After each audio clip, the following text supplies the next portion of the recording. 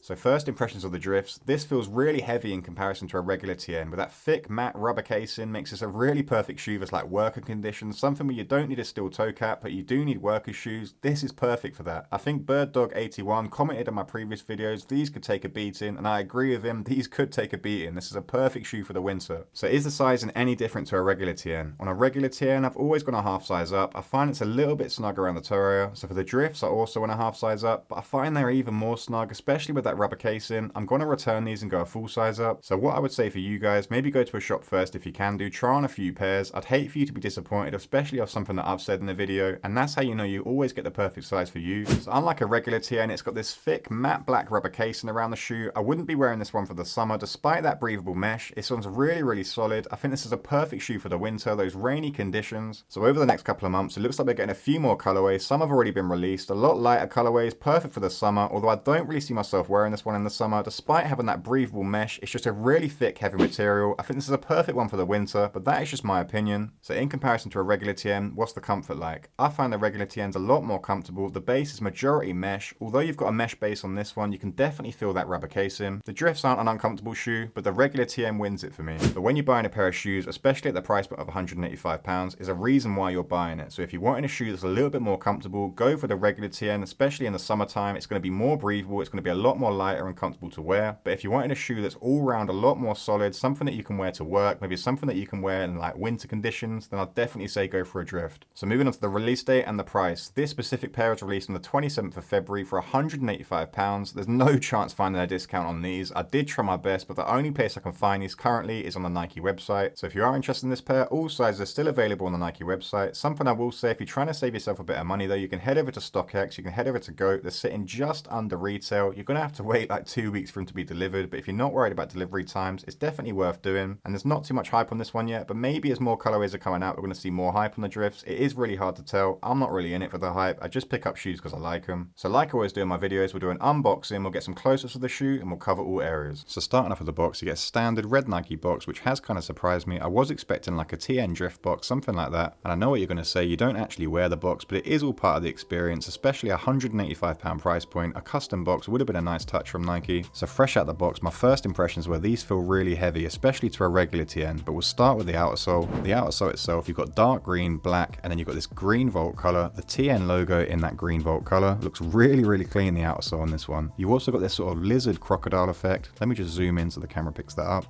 It's like this rough textured reptilian material that travels its way up to the midsole. The midsole itself in black, but then look at those air units, man, in Volt green. It just looks so nice, matching that Volt green swoosh. I really do like the air units on this one. The midsole itself in that same PU material you'd find on a regular TN, no changes there. However, you do get this solid rubber toe cap, and I mean solid, like you could honestly kick doors down with these. It's a real solid material. So just above those Volt Green air units, you get a Volt Green swoosh, which goes really, really nice. They look so good together. This is on the outside of the shoe. On the inside of the shoe, though, you get this really stealthy black swoosh. Hopefully the camera picks that up. Just below that black swoosh, you've got the signature red and orange air units like you find on most TNs nowadays. Below that, though, you've got more of that green Volt color, which looks really, really clean. Moving on to the base of the shoe, the base itself in two materials, you've got a mesh and then you've got this sort of rubber casing. We'll talk about the mesh first. So the mesh does actually gradient, but it doesn't actually start gradient until about here. As you can see, it goes into a sort of lighter green. So you do get a little bit of a gradient effect. If you were wearing baggy cargos though, that would cover this. You really wouldn't be able to tell. And then moving on to that rubber casing, the rubber on this really, really solid. Let me just give you a sort of a toe area test. As you can see, it's really solid, absolute fingerprint magnet as well. You do still get TPU overlays though, which I do think are quite clean on this one, but it definitely ditches that signature TN look with a more of a winterized effect. These ones are sort of perfect for winter, really solid casing. That's quite a good angle to start showing you that sort of mesh gradient as well. As you can see, it does sort of change halfway up the shoe. So the base of the shoe itself, this rubber casing is waterproof, but an absolute fingerprint magnet. I wouldn't say it's going to scratch very easily though, and it would be really, really easy to clean these. So then moving on to the tongue. The tongue itself, exactly the same as a regular TN. You've got that breathable mesh material, a little bit padded, not too padded, but definitely comfortable. And then moving on to the laces itself seem really, really thin in comparison to a TN. It could just be me. I'm going to actually order some laces. Let me just put these laces here because people do ask about these as well in a previous video. You can pick them up on eBay. And then moving on to the tongue tab, which is honestly my favorite part of this shoe. So you've got this sort of suede padded tongue tab and you've got a green hex at the top. But what you can actually do is that. And I think that looks really, really clean. So you do get the signature old school TN logo. If you did want that, you can have that. So this is the shoe with a regular TN logo, which I think looks really, really clean. It's nice to have that option if you did want it. Moving on to the back of the shoe, a little bit disappointed, missing the TN logo. I mean, you do get this sort of raised bar, tuned air writing. It doesn't really hit the same if I'm honest with you. I like the fact that you get this green Volt air unit poking through, matching the swoosh, matching the mesh. However, I do just miss that TN logo. Just get some close-ups as well. Whilst I'm talking, obviously, I don't know if the camera is actually picking that up or not. So we'll get some close-ups for you guys, and you guys might really like the back of the shoe. That's absolutely fine. I only speak obviously from my opinion, so if you do like these, that's absolutely great. I'm just saying the back of the shoe for me does ruin it a little bit, but I do really like the rest of the shoe.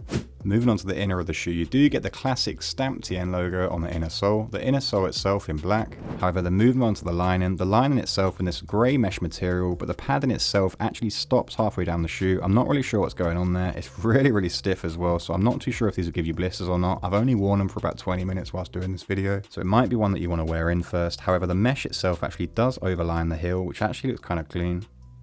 And then like I always do, we'll finish off with a 360 this shoe. I've just popped off that tongue tab as well, just so you can see a few more clips of what it would look like if you did reverse that. But yeah, those laces on these just like spaghetti. They're really, really thin. I'm not sure what's going on there. It could just be me, but I don't think it is. Really, really thin. I'm definitely going to replace those. So it's so good to finally get this pair in hand. I feels like I've been speaking about this pair for the last 3-4 months. I know a lot of people have been reviewing the lighter colorways, but I really prefer this one. I think these go really well with black cargos. And I know a lot of people are a fan of these drifts, and that's okay. It's not to replace the regular TN, but the TN itself's been out for 25 years, so it's nice to just see a different change, a bit of variation. This for me feels like a more of like a winterized TN, not quite waterproof, but almost winter perfect. So that pretty much covers this one, but if you are new to the channel, don't forget to subscribe. It does really help me out. My goal this year is to get to 1,000 subscribers, so if you can subscribe, I would really appreciate it. But until next time, cheers.